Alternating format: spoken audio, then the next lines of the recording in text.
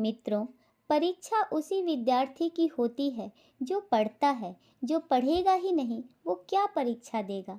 हाँ, भगवान का परीक्षा थोड़ा अलग होता है, पर परमात्मा का क्वेश्चन परिस्थितियाँ ही होती हैं। हर परिस्थिति में अगर आपका विश्वास ईश्वर पर कायम है तो आप भगवान की परीक्षा में पास हो, और अगर थोड़ा भी डगमगाए या ईश्वर से विश्वास उठा तो आप उनकी परीक्षा में फेल हैं।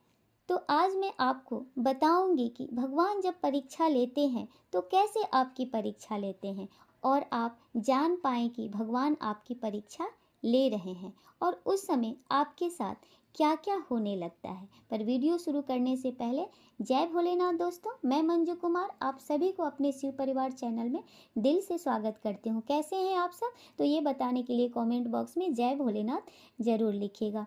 और अगर हमारे चैनल पे नए हैं तो चैनल को सब्सक्राइब कर दीजिएगा, बेल आइकन को प्रेस कर दीजिएगा ताकि हमारी नई वीडियो की नोटिफिकेशन सबसे पहले आप तक पहुँचे। और अगर हमारा ये वीडियो आपको पसंद आए तो लाइक कीजिएगा और ज़्यादा से ज़्यादा शेयर कीजिएगा।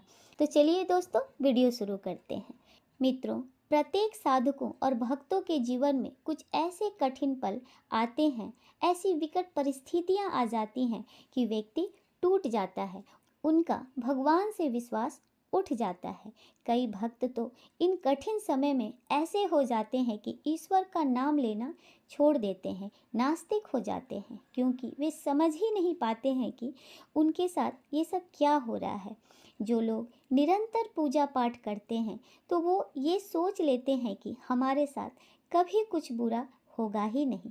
मैं जो मांगूंगा भगवान हमें वो सब देंगे। हमारी झोली में सिर्फ और सिर्फ खुशियाँ और सुख ही सुख आएंगे। पर वो भूल जाते हैं कि अगर सुख आपको मिलेगा तो आपके हिस्से का दुख किसको मिलेगा। इस संसार में कोई ऐसा व्यक्ति नहीं है जिसे दुख और सुख दोनों प्राप्त नहीं हुए हों, कारण दुख और सुख दोनों ही आपके कर्मों पे आधारित हैं।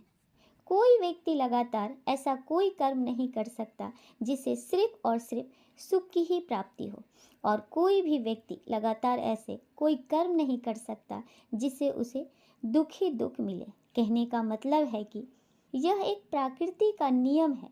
दुख और सुख दोनों से ही हर इंसान को एक न एक दिन गुजरना पड़ता है, और ये हमेशा से ही चलता आ रहा है।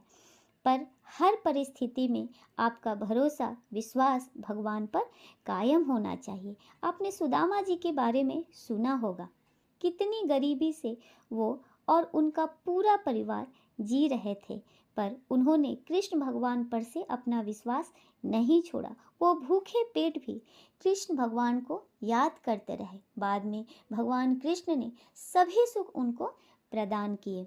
सुख आपको तभी अच्छा लगता है जब आपने दुख झेल रखा है, तभी आपको पता होता है सुख का वैल्यू। जैसे एक भूखे इंसान को अन्न की वैल्यू पता रहता है, वो अच्छे से जानता है कि अनाज जीने के लिए कितना ज़रूरी है। वैसे ही जिसके पास वस्त्र नहीं है, घर नहीं है, वह इंसान को घर और वस्त्र की महत्व पता रहता है। इसलिए जब दुख आपके जीवन में आते हैं तभी आपको सुख का अनुभव होता है। लेकिन मित्रों, जो लोग ये सोचते हैं कि भगवान उनका किसी भी प्रकार से मदद नहीं करते हैं तो वे लोग बिल्कुल गलत हैं, क्योंकि भगवान न दुख को कम करते हैं और न ही दुख हटाते हैं। वो बस आप में दुख सहने की क्षमता बढ़ा देते हैं। भगवान जब आपकी परीक्षा लेते हैं तो वे आपको उस लायक बना देते हैं कि आप उनकी परीक्षा में सफल हो सको। राजा हरिश्चंद्र को बाजार में बिकना पड़ा, ये परीक्षा ही तो थी उनकी सत्य की। यदि हरिश्चंद्र बाजार में न बिकते, सत्य का पालन न करते तो आज उन्हें कौन जानता। हाँ, भगवान की परीक्षा थोड़ा कठिन होता है, पर उनकी परीक्षा में हमें खरा उतरना पड़ेगा, तभी वो हमें स्वीकार करेंगे। अब मैं आपको ये बताऊंगी कि जब भगवान परीक्षा लेते हैं तो कैसे परीक्षा लेते हैं, और आप ये समझ पाएँ कि ईश्वर आपकी परीक्षा ले रहे हैं। जैसे जब भगवान आपकी परीक्षा ले रहे होते हैं तो ऐसा होता है कि आप खाना खा रहे होते हैं और उसी वक्त कोई भूखा इंसान आपके दरवाज़ा पर खाना मांगने आ जाता है, कोई गाय आपकी दरवाज़ा पे आ जाती है, कोई कुत्ता आपके दरवाज़ा पे आ जाता है और आप अपनी थाली से उसे खिला दिया, तो कहा जाता है कि अपने मुंह का निवाला उसे दे दिया। ये बहुत बड़ा दान कहा जाता है। तो अगर ये लक्षण आपको दिखे तो आप समझ जाइए भगवान आपकी परीक्षा ले रहे हैं और आप इस परीक्षा में सफल हुए। आपके ऐसा करने से ईश्वर आपसे प्रसन्न होते हैं। या आप कहीं जा रहे हैं और कोई व्यक्ति ठंड से कांप रहा है, उसे देखकर आप दुखी होते हैं, आपके मन में उसके लिए भाव आ जाता है और आप कोई गर्म कपड़ा या अपना ही स्वेटर, जैकेट उसे दे देते हैं, तो ये बहुत बड़ा दान होता है।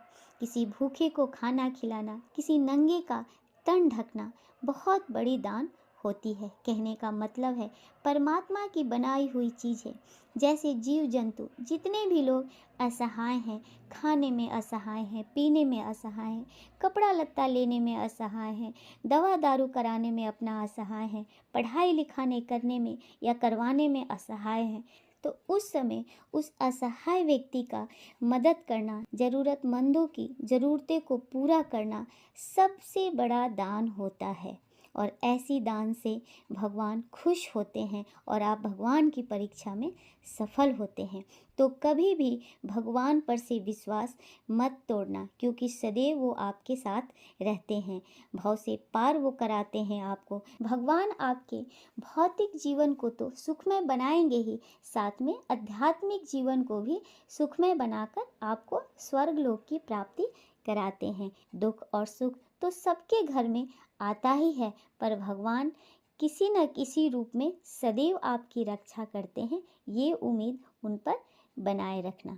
तो दोस्तों, उम्मीद करती हूँ कि मेरी ये जानकारी आपको पसंद आई होगी, और पसंद आई होगी तो कमेंट बॉक्स में ज़रूर बताइएगा।